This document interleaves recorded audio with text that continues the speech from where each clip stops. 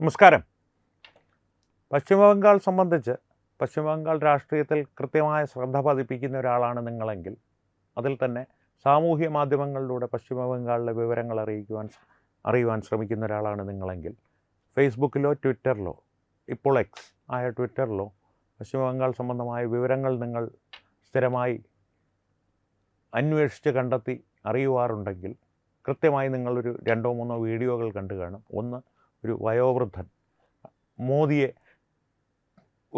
അസഭ്യം പറയുന്നില്ല, പക്ഷേ മോദിയോട് പരാതിയും പരിഭവവും പറഞ്ഞ് വളരെ ദേഷ്യം പ്രകടിപ്പിക്കുന്ന ഒരു വീഡിയോ ആണ്. അദ്ദേഹം നെഞ്ചിൽ നരേന്ദ്രമോദിയും ഭഗവാൻ ശ്രീകൃഷ്ണൻ്റെയും ചിത്രങ്ങളുള്ള ഒരു ടീഷർട്ട് ഇട്ടിട്ടുണ്ട്. ആദ്യം അദ്ദേഹം അത് ഊരി നിലത്തെറിയുകയാണ്, പിന്നെ അദ്ദേഹം അത് എടുത്ത് അണിയുന്നുണ്ട്. ഞാൻ മോദിയെ ഭഗവാൻ ശ്രീകൃഷ്ണനൊപ്പമാണ് കണ്ടിരുന്നത്, ഇപ്പോൾ ഞാൻ എൻ്റെ ഭഗവാന്റെ ഈ രൂപം കത്തിച്ച് കളയണമെന്ന് എനിക്ക് ആഗ്രഹമുണ്ട്, പക്ഷേ എൻ്റെ ഒരു വിശ്വാസം എന്നെ അതിന് അനുവദിക്കുന്നില്ല. അതുകൊണ്ട് തന്നെ മോദിയോട് പറയുകയാണ്, പശ്ചിമ ബംഗാളിൽ ഞങ്ങൾക്ക് ഹിന്ദുക്കൾക്ക് കശ്മീരിൽ നിന്ന് പലായനം ചെയ്യേണ്ടി വന്നപ്പോൾ പോലും ഇത്തരത്തിലൊരു സങ്കടം ഉണ്ടായിട്ടില്ല. പക്ഷേ ഇപ്പോൾ ഇവിടെ ഞങ്ങൾക്ക് പലായനം ചെയ്യേണ്ടി വരുന്നു. ഞങ്ങളുടെ സഹോദരിമാരെയും പെൺമക്കളെയും ഇവർ അവർക്കിഷ്ടമുള്ളതുപോലെ ബലാത്സംഗം ചെയ്യുന്നു, ഞങ്ങളുടെ യുവാക്കളെ കൊന്നു തള്ളുന്നു, ഞങ്ങളുടെ യുവാക്കളെ വികലാംഗരാക്കുന്നു.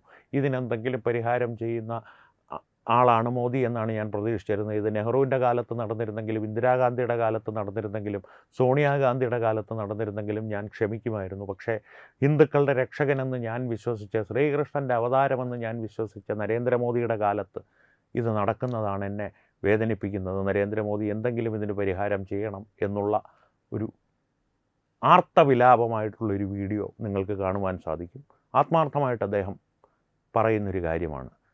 ഈ വീഡിയോ അദ്ദേഹം പുറത്തുവിട്ടത് പശ്ചിമ ബംഗാളിലെ കഴിഞ്ഞ തദ്ദേശ സ്വയംഭരണ സ്ഥാപന തിരഞ്ഞെടുപ്പുകൾക്ക് ശേഷം വ്യാപകമായ ആക്രമണം 2018 പശ്ചിമ ബംഗാളിൽ അരങ്ങേറി ഹൈന്ദവ സമൂഹത്തിനെ അടിച്ചമർത്തി ജിഹാദികൾ അഴിഞ്ഞാടിയതിൻ്റെ പശ്ചാത്തലത്തിലാണ് അദ്ദേഹം ഇത് പറയുന്നത്. ഇനി രണ്ടാമത്തെ ഒരു വീഡിയോ ഒരു മാധ്യമപ്രവർത്തക പറയുന്നതാണ്.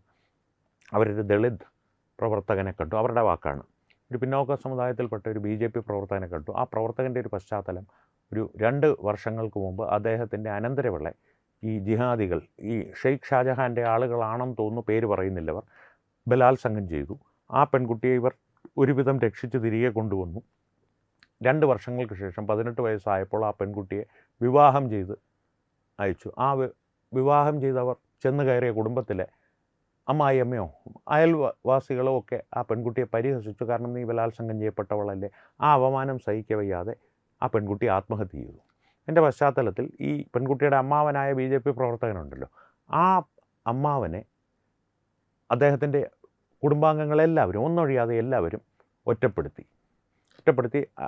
അവരദ്ദേഹത്തോട് പറഞ്ഞ ഒറ്റ കാര്യമേ ഉള്ളൂ, ഒന്നെങ്കിൽ നീ BJP വിടുക, അല്ലെങ്കിൽ കുടുംബം വിട്ട് പുറത്തു പോവുക.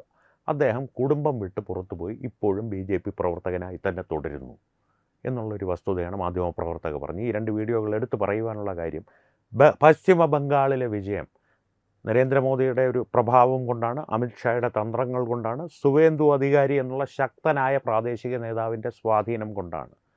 ഇതെല്ലാം സമ്മതിക്കുന്നു. പക്ഷേ കാര്യകർത്താക്കൾ പശ്ചിമ ബംഗാളിൻ്റെ മണ്ണിലൊഴുക്കിയ കണ്ണീരും ചോരയും കൊണ്ട് കെട്ടിപ്പടുത്ത അടിസ്ഥാനത്തിലാണ് ഈ പ്രഭാവവും ശക്തിയും തന്ത്രങ്ങളും എല്ലാം പരീക്ഷിക്കപ്പെട്ടതും വിജയം കണ്ടതും. അത് നരേന്ദ്രമോദി ഉൾപ്പെടെയുള്ളവർ അംഗീകരിക്കുന്നൊരു വസ്തുതയാണ്. കാരണം ഇന്നലെ വിജയത്തിന് ശേഷം ഇന്നലെ വൈകുന്നേരം 7 മണിക്ക് BJP കാര്യാലയത്തിൽ നിന്ന്, ആ സ്ഥാനത്ത് നിന്ന്, ഡൽഹിയിലെ BJP ആ സ്ഥാനത്ത് നിന്ന് പ്രവർത്തകരെ അഭിസംബോധന ചെയ്ത അഭിനന്ദന യോഗത്തിൽ അദ്ദേഹം അത് എടുത്തു പറയുകയും ചെയ്തു. നമ്മുടെ കാര്യകർത്താക്കൾ ജീവൻ ബലി നൽകി, അവരുടെ ജീവിതം ബലി നൽകിയ കാര്യകർത്താക്കളെ ഒരിക്കലും മറക്കരുത്. കൃത്യമായിട്ട് നരേന്ദ്രമോദി ഇന്നലെ മാത്രമല്ല അത് പറയുന്നത്, പശ്ചിമ ബംഗാളിനെക്കുറിച്ചോ ബീഹാറിനെക്കുറിച്ചോ ഒക്കെ അദ്ദേഹം പരാമർശിക്കുമ്പോൾ എപ്പോഴും ഇത്തരത്തിൽ സ്വന്തം ജീവൻ നൽകി ഹിന്ദുക്കളെ സംരക്ഷിച്ച BJPയെ വളർത്തിയെടുത്ത കാര്യകർത്താക്കളെ, BJPയുടെയും RSSൻ്റെയും കാര്യകർത്താക്കളെ എപ്പോഴും അനുസ്മരിക്കാതെ അദ്ദേഹം കടന്നു പോകാറില്ല. അത് അമിത്ഷാ ആവട്ടെ, രാജ്നാഥ് സിംഗ് ആവട്ടെ, ഇന്നലെ പല കേന്ദ്രമന്ത്രിമാരും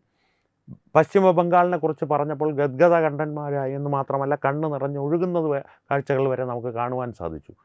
അത് പശ്ചിമ ബംഗാളിലെ വിജയത്തിലുള്ള ആനന്ദാശ്രുക്കൾ മാത്രമല്ല, ഈ പ്രവർത്തകരെ ഓർത്തിട്ടുള്ള എത്രയോ പ്രവർത്തകരെ തല്ലിക്കൊന്ന് കെട്ടിത്തൂക്കിയിട്ടുണ്ട്, കാല് തല്ലിയൊടിച്ച് വികലാംഗരാക്കിയിട്ടുണ്ട്. എത്രയോ ഹിന്ദു സ്ത്രീകളെ ബലാത്സംഗം ചെയ്ത് ഈ ഷെയ്ഖ് ഷാജഹാനെ പോലുള്ള ജിഹാദികൾ കൊന്ന് തള്ളിയിട്ടുണ്ട്. ഇപ്പോൾ നിലവിലുള്ള ഫാൽത്തയിലെ ജഹാംഗീർ ഖാനെ പോലുള്ളവർ, അഭിഷേക് ബാനർജിയുടെ നരേന്ദ്രമോദിയോടുള്ള അമിത്ഷായോടുള്ള ഒരു വെല്ലുവിളി. മമതാ ബാനർജിയുടെ അനന്തരവനാണ് ഈ അഭിഷേക് ബാനർജി, തൃണമൂൽ കോൺഗ്രസിൻ്റെ അടുത്ത അനന്തരാവകാശി എന്നുള്ള നിലത്തിൽ വളർത്തിക്കൊണ്ടുവന്നത്. മെയ് 4-ാം തീയതി ധൈര്യമുണ്ടെങ്കിൽ കൽക്കട്ടയിൽ നിൻ്റെ അച്ഛൻ്റെ തന്നെ പുത്രനാണെങ്കിൽ കൽക്കട്ടയിൽ വന്ന് എന്നെ കാണുക, അല്ലെങ്കിൽ കൽക്കട്ടയിൽ നിൽക്കൂ, നിനക്കുള്ള മറുപടി 11 മണിക്ക് ശേഷം ഞാൻ തരാം എന്ന് പ്രഖ്യാപിക്കുന്ന അഭിഷേക് ബാനർജി. ഇപ്പോൾ അഭിഷേക് ബാനർജി എവിടെയാണെന്ന് അറിയില്ല. കാരണം അഭിഷേക് ബാനർജിയുടെ പിതാവ് അദ്ദേഹത്തിൻ്റെ പിതാവ് തന്നെയാണോ എന്നുള്ള കാര്യം ഇപ്പോൾ തൃണമൂൽ കോൺഗ്രസ് പ്രവർത്തകർ അന്വേഷിച്ചു കൊണ്ടിരിക്കുകയാണ്. ഒപ്പം അഭിഷേക് ബാനർജിയും അന്വേഷിച്ചു കൊണ്ടിരിക്കുകയാണ്, ഒളിവിലാണ്. ഇത്തരത്തിലുള്ളൊരു ധാർഷ്ട്യം പ്രകടിപ്പിക്കുവാൻ അഭിഷേക് ബാനർജിക്ക് ധൈര്യം എവിടുന്ന് കിട്ടി? മമതാ ബാനർജിയിൽ നിന്നോ? തീർച്ചയായിട്ടും മമതാ ബാനർജിക്ക് ആ ധൈര്യം എവിടുന്ന് കിട്ടി? ഇത്തരത്തിലുള്ള ജഹാംഗീർ ഖാനെ പോലെയും ഷെയ്ഖ് ഷാജഹാനെ പോലെയുമുള്ള ജിഹാദികളുടെ പിന്തുണയിൽ നിന്നും മാത്രം ലഭിച്ചതാണ്.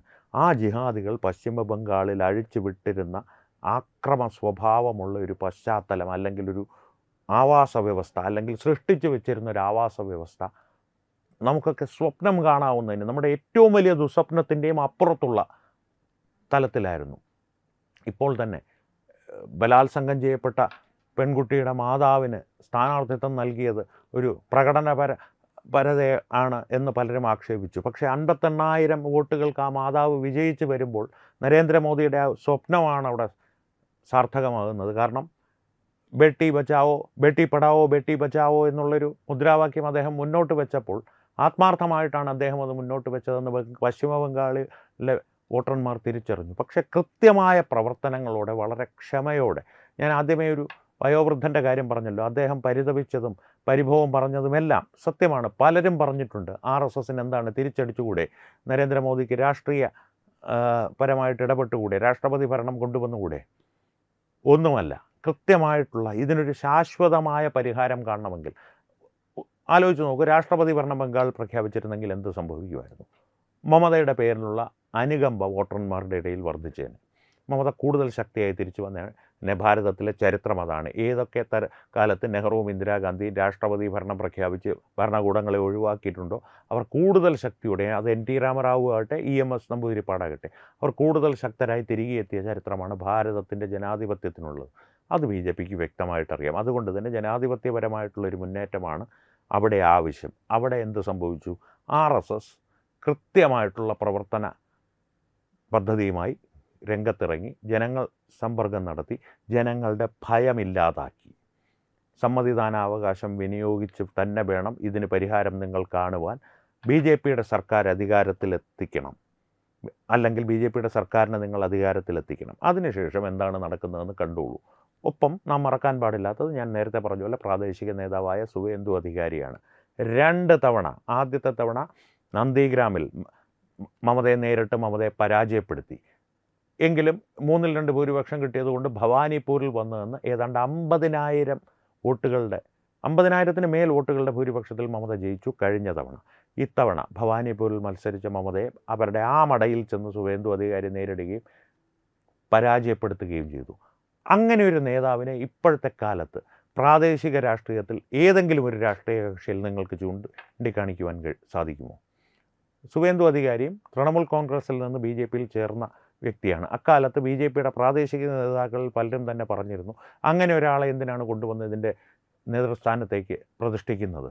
ഇതിനു വേണ്ടിയിട്ടാണ്. കൃത്യമായൊരു പദ്ധതിയും കരുനീക്കവും ആസൂത്രണം ചെയ്യാതെ അമിത്ഷായെ പോലുള്ള ഒരാൾ അത്തരത്തിലൊരു പ്രവൃത്തി ചെയ്യില്ല എന്നുള്ള കാര്യം ഉറപ്പാണ്. സുവേന്ദു അധികാരിയെ കൊണ്ടുവന്നത് ഈ ധൈര്യത്തിൻ്റെ പേരിലാണ്. ഇത്തരത്തിലൊരു ധൈര്യം ഒരു പാർട്ടിയുടെ അധ്യക്ഷൻ കാണിക്കുമ്പോൾ സമ്മതിദായകർക്ക് എങ്ങനെ ആ ധൈര്യം വരാതിരിക്കും? പ്രത്യേകിച്ച് RSSനെ പോലുള്ളൊരു സംഘടന ലക്ഷക്കണക്കിന് കുടുംബങ്ങളിൽ കയറിയിറങ്ങി അവർക്ക് ആ ധൈര്യം പ്രദാനം ചെയ്യുമ്പോൾ.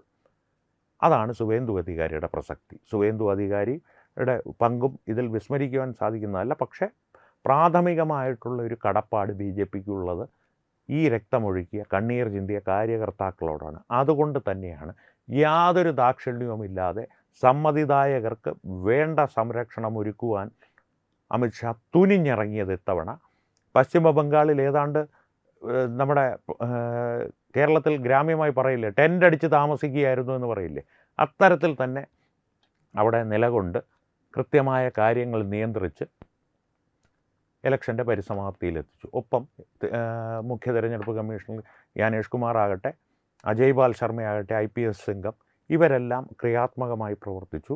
ഒപ്പം കേന്ദ്രസേന ഗ്രാമാന്തരങ്ങൾ സന്ദർശിച്ച് അമ്മമാരോടും സഹോദരിമാരോടും അവരെ നേരിട്ട് കണ്ട് വ്യക്തമായൊരു സന്ദേശം നൽകിയിരുന്നു. ഞങ്ങളിവിടെ ജീവനോടെ ഉള്ളിടത്തോളം കാലം നിങ്ങളുടെ ദേഹത്തൊരു മണ്ണ് പോലും വീഴില്ല. ആ വീഡിയോകളും നിങ്ങൾക്ക് കാണാം. ആ ഉറപ്പവർ പാലിക്കുകയും ചെയ്തു. ഏതെങ്കിലും തരത്തിൽ തൃണമൂൽ കോൺഗ്രസിൻ്റെ ഏത് നേതാവാകട്ടെ വഴിയിൽ എന്തെങ്കിലും തടസ്സം സൃഷ്ടിച്ചാൽ ചവിട്ടിക്കൂട്ടിയെടുത്ത് കാനയിൽ തള്ളും. അല്ലെങ്കിൽ എന്തെങ്കിലും തരത്തിലൊരു അക്രമ സംഭവം ഉണ്ടായാൽ വീഡിയോകളുടെ അടിസ്ഥാനത്തിൽ, തെളിവുകളുടെ അടിസ്ഥാനത്തിൽ കണ്ടുപിടിച്ച് അടിയും കൊടുത്ത് തൂക്കിയെടുത്തുകൊണ്ട് പോകും. ഒരു ചവറ് കളയാൻ കൊണ്ടുപോകുന്നത് പോലെ തൃണമൂൽ കോൺഗ്രസ് നേതാക്കളെ അക്രമ സംഭവം നടന്ന സ്ഥലങ്ങളിൽ നിന്ന്, അല്ലെങ്കിൽ അവർ അക്രമം നടത്തുവാൻ ശ്രമിച്ച പ്രദേശങ്ങളിൽ നിന്ന് തൂക്കിയെടുത്തുകൊണ്ട് പോകുന്ന വീഡിയോകളും നിങ്ങൾക്ക് കാണുവാൻ സാധിക്കും. ഇതാണ് ഒരു സംരക്ഷണം ഒരുക്കുക. അത്ര ഗുരുതരമായൊരവസ്ഥയിലൂടെയായിരുന്നു പശ്ചിമ ബംഗാൾ കടന്നുപോയിക്കൊണ്ടിരിക്കുന്നത്. ഇവിടുത്തെ മാപ്രകളൊക്കെ പറയുമായിരുന്നു ഒരു ഫെയർ ഇലക്ഷൻ നടത്താൻ സാധിച്ചില്ല. ഫെയർ ഇലക്ഷൻ എന്ന് ഇവർ ഉദ്ദേശിക്കുന്ന തൃണമൂൽ കോൺഗ്രസ് ഗുണ്ടകൾക്കും ജിഹാദികൾക്കും അഴിഞ്ഞാടാനുള്ള ഒരു സുഗമമായ സ്വതന്ത്രമായ പശ്ചാത്തലം ഒരുക്കി കൊടുക്കുക എന്നുള്ളതാണ് ഇവരുടെ ഫെയർ ഇലക്ഷൻ. ആലോചിച്ച് നോക്കൂ എത്ര ഗുരുതരമായിരുന്നു അവസ്ഥ എന്ന്. അതുകൊണ്ട് തന്നെ ഈ വീഡിയോയിൽ മറ്റൊരു വിശകലനവുമില്ല. പശ്ചിമ ബംഗാളിൽ ഈ ഒരു വിജയത്തിന് വേണ്ടി ജീവനും ജീവിതവും ബലി കൊടുത്ത BJPയുടെയും RSSൻ്റെയും കാര്യകർത്താക്കൾക്ക് വേണ്ടി മാത്രമാണ് ഈ ഒരു വീഡിയോ. ഒരു വിശകലനവും വിശദീകരണവുമല്ല. അവർക്കുള്ള ആദരാഞ്ജലികളും ഭാരതത്തിൻ്റെ പേരിൽ അവരോടുള്ളൊരു നന്ദി പ്രകടനവും. അത് മാത്രമാണ് ഈ വീഡിയോയുടെ ഉദ്ദേശം. നിങ്ങളുടെ അഭിപ്രായങ്ങൾ ഇത് സംബന്ധിച്ച് കമൻറ്റുകളിലൂടെ അറിയിക്കുക. വീണ്ടും കാണാം. നന്ദി, നമസ്കാരം. വിട്ടുവീഴ്ചയില്ലാത്ത നിലപാടുകളുമായി ദേശീയതയുടെയും സമാജത്തിൻ്റെയും ശാക്തീകരണത്തിനു വേണ്ടി തത്വമയിയുടെ ജൈത്രയാത്ര തുടരുകയാണ്. യൂട്യൂബിൽ മാത്രം തത്വമയിക്ക് 10 ലക്ഷം സബ്സ്ക്രൈബേഴ്സിലേക്ക് എത്താൻ ഏതാനും ചുവടുകൾ മാത്രമാണ് ബാക്കി. മറ്റ് സോഷ്യൽ മീഡിയ പ്ലാറ്റ്ഫോമുകളിലും തത്വമയിയുടെ നിറസാന്നിധ്യം തുടരുകയാണ്. ഈ അവസരത്തിൽ ഞങ്ങൾക്ക് നിങ്ങളോടുള്ള അഭ്യർത്ഥന ഞങ്ങളോടൊപ്പം നിൽക്കുക എന്നുള്ളതാണ്. നിങ്ങൾ ഉപയോഗിക്കുന്ന ഏത് സോഷ്യൽ മീഡിയ പ്ലാറ്റ്ഫോം ആണെങ്കിലും ഞങ്ങളുടെ വരിക്കാരാകുക, ഞങ്ങളെ സബ്സ്ക്രൈബ് ചെയ്യുക. നിങ്ങളുടെ സുഹൃത്തുക്കളിലേക്ക് തത്വമയിയുടെ ഈ സന്ദേശം പ്രചരിപ്പിക്കുക. ഞങ്ങളോടൊപ്പം നിൽക്കൂ, രാഷ്ട്രത്തോടൊപ്പം നിൽക്കൂ, ദേശീയതയ്ക്കൊപ്പം സഞ്ചരിക്കൂ.